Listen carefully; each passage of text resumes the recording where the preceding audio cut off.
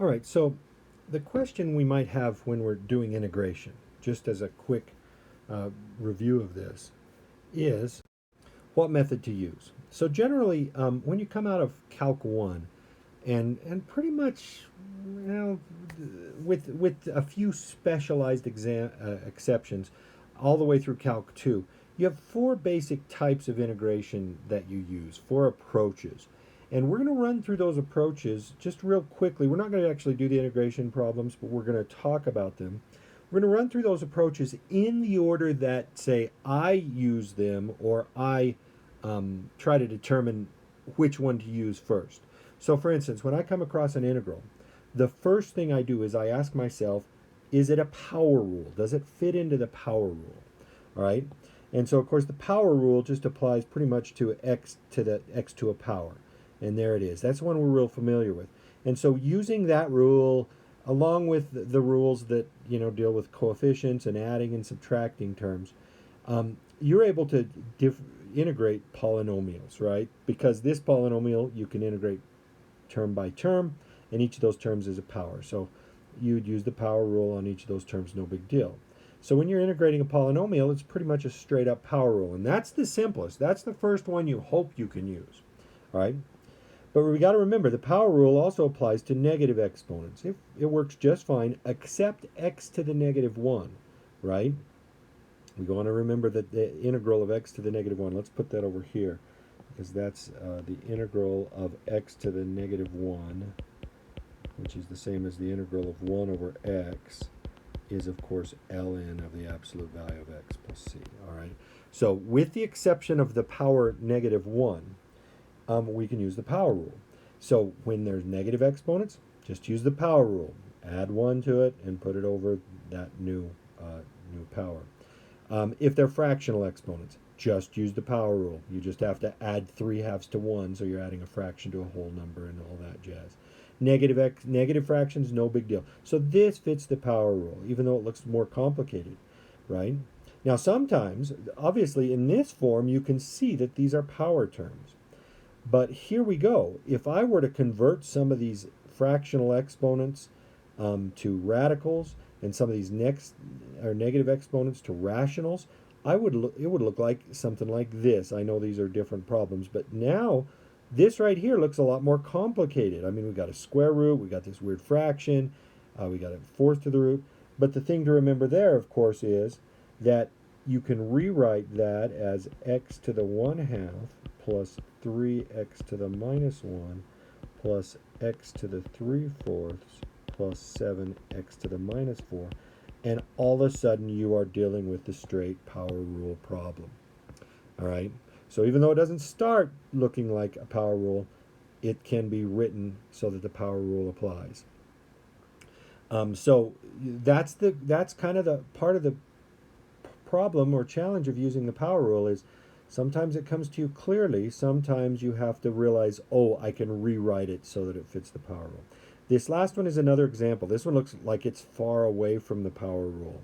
But again, a rewriting of it, breaking it up into this, into 3 separate fractions, and then maybe one more additional simplification, right? This will be what, x to the minus 1/2. And now all of a sudden you're dealing with straight power terms, okay? So you always try to use the power rule first, and it can come to you in a variety of different ways. All right, let's move on to the next thing you try. If the power rule doesn't work, then the next thing you're going to try is U substitution generally. Or just substitution, right? Integrate by substitution. So integration by substitution. If we can't use the power rule, then we look to see if we can use substitution, okay? What we're looking for to see if substitution works is, obviously substitution helps us integrate more complicated functions, right? But it only works in certain circumstances. When it works, what you're looking for is this. You want to be dealing with a function that maybe has a couple pieces. This is kind of the quintessential example. You got this piece times this piece, right? And they need to be multiplied, okay? What you're looking for is you want to see if you can pick out a piece, in this case x cubed plus x, so that if you were to take the derivative of that, you would see that the derivative is right there, okay? Or another way of saying that is this function, or this piece, has its derivative setting right over there. If that's the case, where you've got a piece and its derivative as part of the function, then there's a good chance that u substitution will work, right? Because, of course, we would let u equal, at least in this case, we would let u equal x cubed plus x, and then du dx would equal 3x squared plus 1, right? There's the derivative, okay?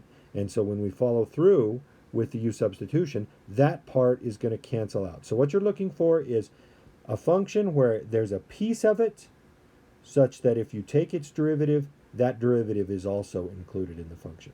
Another example right here. If I take this piece, just x cubed, I notice that its derivative is 3x squared. X squared being the big thing. So the derivative of this term is also part of the function, indicating u substitution might work. Now, don't worry that the derivative of this is 3x squared, because constant multipliers, coefficients, don't matter.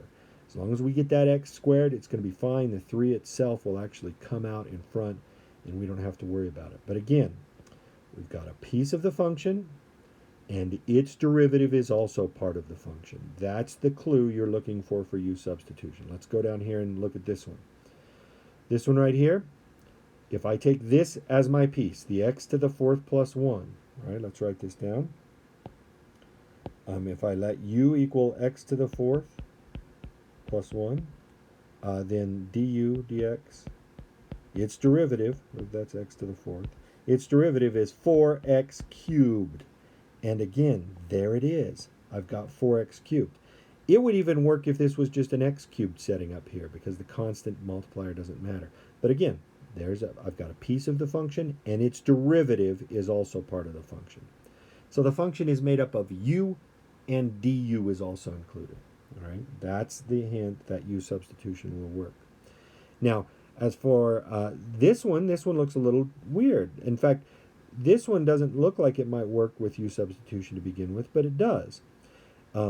If I let u equal this, then its derivative is just 2. And again, that's fine. It's fine if it's just a constant, right? Because a constant's just going to come out. So by letting this be u, then I'm just dealing with the square root of u, right?